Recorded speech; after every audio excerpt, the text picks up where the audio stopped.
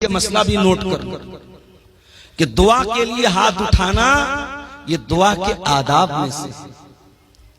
अब बाज लोग कहते हैं साहब नमाज के बाद हाथ उठा के दुआ कर सकते हैं कि नहीं?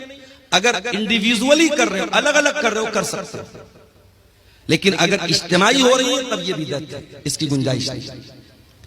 आदमी अपने तौर पर अल्लाह से कुछ मांग रहा है, कोई मसला नहीं, मांग सकता है भाई। जरूरी तो नहीं कि नमाज में मैंने सब मांगा। मेरा बच्चा बीमार है, नमाज मैंने पढ़ ली, अब मैं हाथ उठा के दुआ करूं अल्लाह मेरे बच्चे को शिफा दे।